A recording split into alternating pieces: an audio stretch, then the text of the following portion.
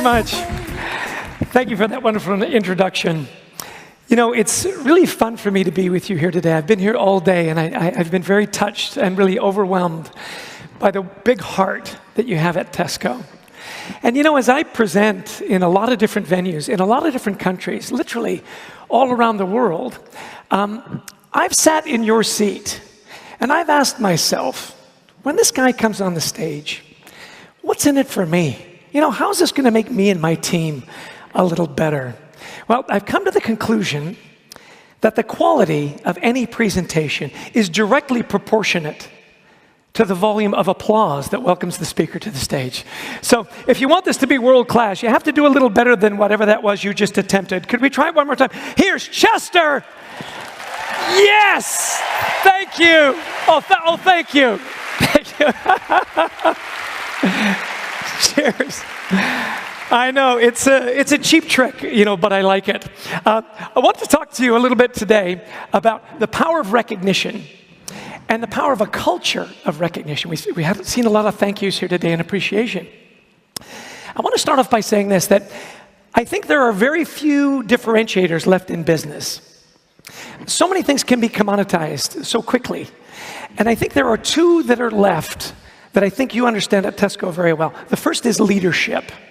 You can never have too many good leaders. That's why you're here. Tesco investing in you to make you better leaders. The second is culture, because they're very hard to replicate. Everybody can do the basics, but culture is a differentiator, and we'll talk about that in a minute. Well, Adrian Gostick is my co-author, and we wrote a book called The Carrot Principle. Very simple premise. Somebody does something great, you notice it, you recognize it, you give them a carrot, right? Now, I want this to be fairly interactive as you can be with 9,000 people. I brought a lot of carrots that we're going to pass out. Now, I know what you're thinking. There's no way he can throw a carrot up into the balcony. That's why we brought the Frisbees. I was delighted that health and safety let me do this, okay? So pay attention. Let's not get anybody hurt. But here's your first skill testing question.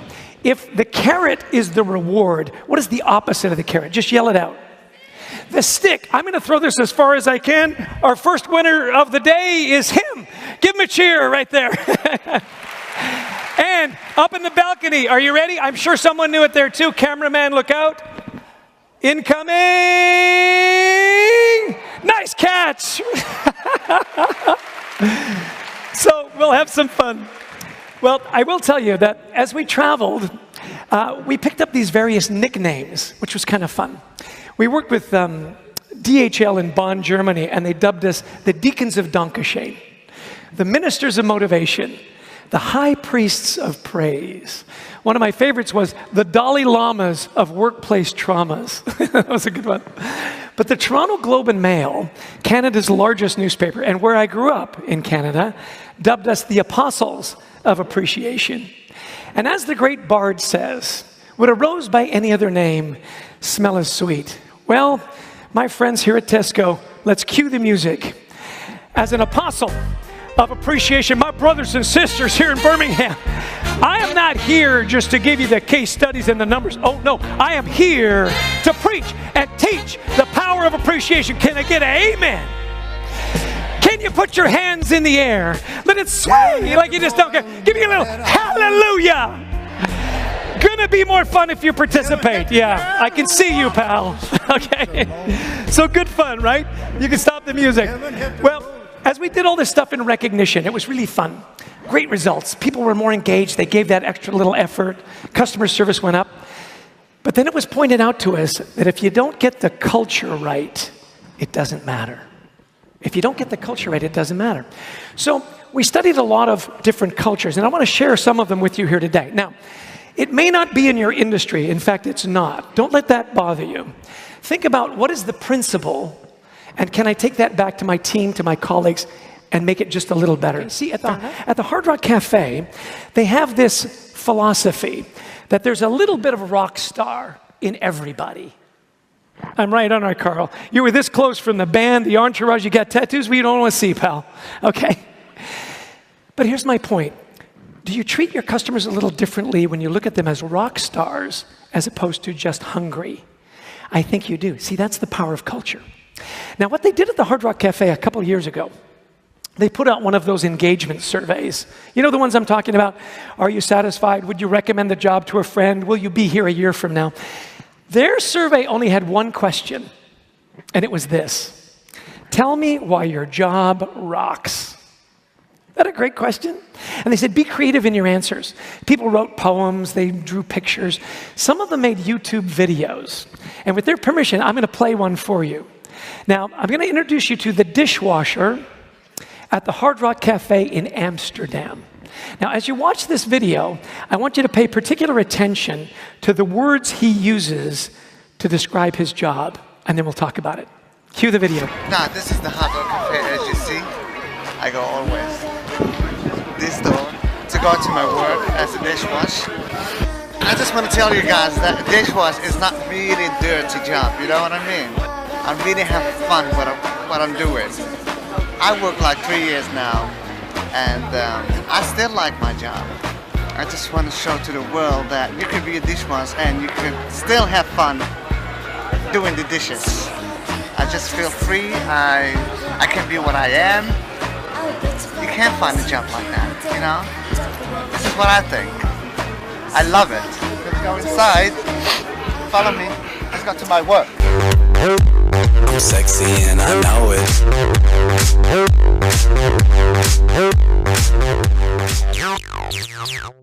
Give it up for the dishwasher. How great is that guy? Okay, so what were the words he used to describe his job? What did he say? Free. Isn't that, who said that? I've got it. Oh, in the back. Oh, I love that you're far away. Here we go. Incoming. Hopefully it gets to you. Oh! I'm out. It'll never get better than that. No, free. Free to be what? Free to be himself. Not many of us want to be the world's greatest dishwasher, but it works for him. He said fun. Did you hear that? Do you think you'd give a little bit of extra effort when you have a good laugh? Somebody at work? Absolutely. And then he used the L word. What did he say? I love my job. Like you love your job, I can tell. Yeah. And see, what was really interesting to us is we found that in every high-performance culture, there was an emotional attachment to work. Not just what you did and how you did it, but why. I loved when you talked about your charities, about helping, the store that was flooded, about helping get food out to different people and assisting Down syndrome kids. See, that's the why. And when you get that emotional engagement, things get really good really fast. Well, we use a lot of music when we teach and when we speak, because I think music is a real emotional engager. How many of you listen to a lot of music? Like in your cars, when you're working out, right? Have you ever had this experience where a song will come on and it takes you to a specific place and time? Isn't that remarkable? Takes you back to, when you're in high school or college, your first love, your first kiss, when the divorce was final, those seminal moments. So we're going to play Name That Tune. We're going to play 3 songs and we're going to talk about the business principle. You guys with me? Can I get a yeah? Okay, here we go. Can you name this tune? Cue the music. Hard Day's Night. There we go. Incoming. And I'm sure you got one there too, pal. There we go. Oh, and let's see. You can stop the music. We got a winner. I think up over here. I think this is going to work. Incoming. Who's going to get? Oh, didn't even move. Good for you, pal. Hard Day's Night. As leaders, I'm telling you, if you don't get the culture right, if you don't appreciate your people, it's a hard day's night for everybody that works for you. You understand that? Cue the next song. Here we go.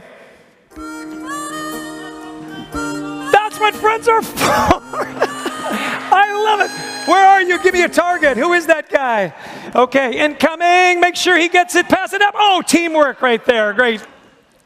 In every high-performance employee, they had a best friend at work. Isn't that interesting? Not just a colleague, but a best friend. That was engagement. Here's the last song. I'll bet you can name this in one note. Cue the music. I'm a believer. Here we go.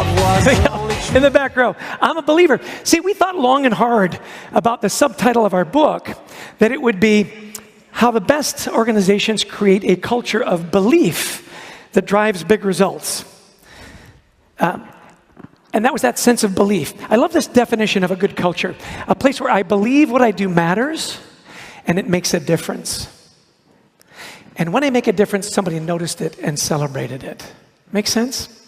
Well, we wrote this book called All In. Really kind of interesting.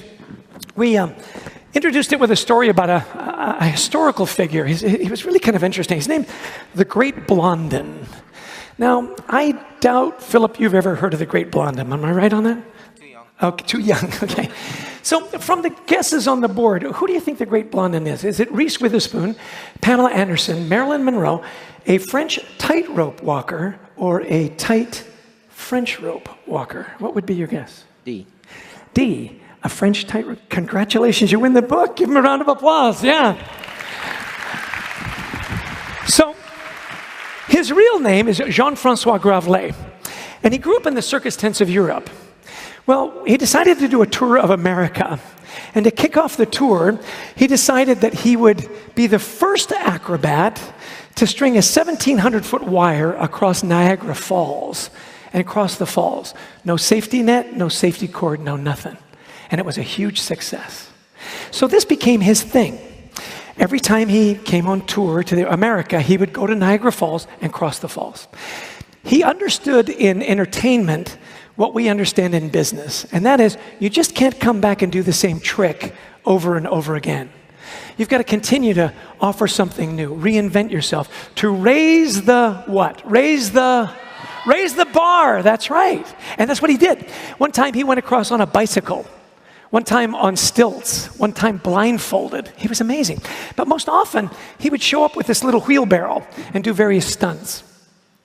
My favorite was he took his wheelbarrow to the middle of the falls and pulled out a kerosene stove and cooked an omelet, because he's French, and lowered it to the Maid of the Mist, and the crowd went crazy. Well, the story is told June 30th, 1859.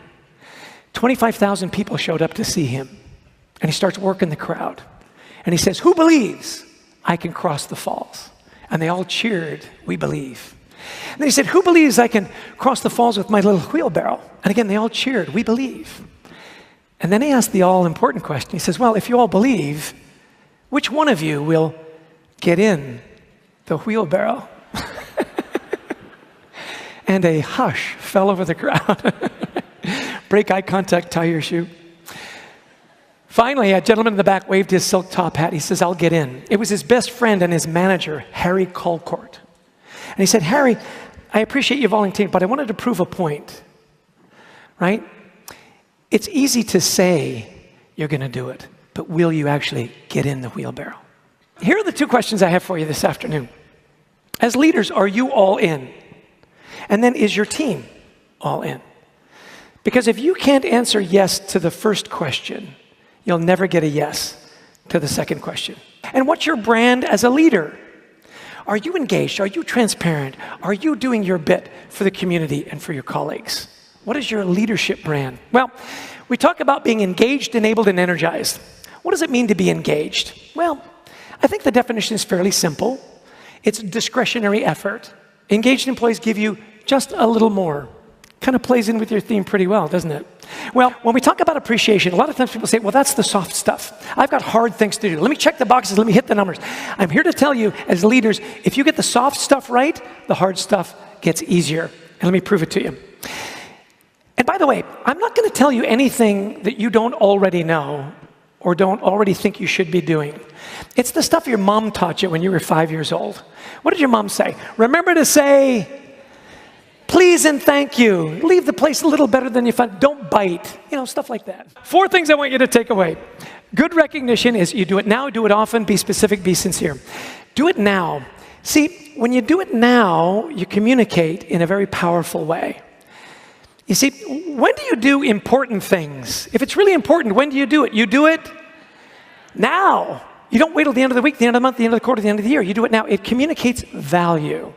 Now, if you're a sports fan, right, you get the trophy right away because rewarded behavior gets repeated, and the trophy reinforces that. And when do they give them the trophy? They give it to them right now. They don't say, oh, well, let's wait till the end of the year and pass them all out at the same time.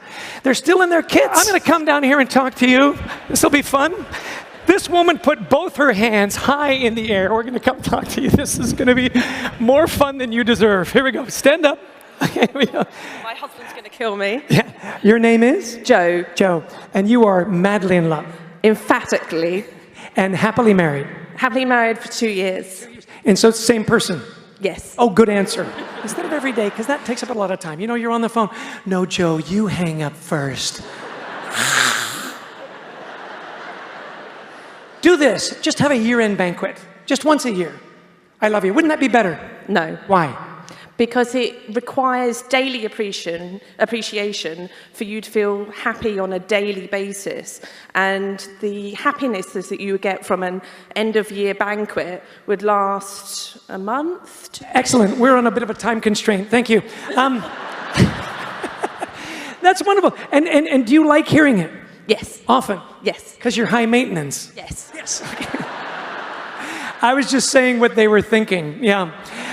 No, and you really can't hear it too much, can you? Not really, no. As long as it's sincere. Yes, good point. You see, I love you in your personal life translates to thank you in the workplace. It's really that simple. Now, pay attention, pal. It's I love you in your personal life. It's just thank you in the work. Don't get that mixed up. It can cause HR all kind of problems. Do a little something extra, a little more every day. See how it works? That little extra something is what makes all the difference. And I love that you understand that. Well, have some fun. Next time one of your employees does something great, a colleague, really something outstanding, don't just say, hey, great job. I want you to go up to them and I want you to say, you know what? That was But remember, you are the owner of the culture. And you as leaders set the parameter. If you want your colleagues to do a little something extra every day, you've got to do it. If you want them to be involved in the community, you've got to show up.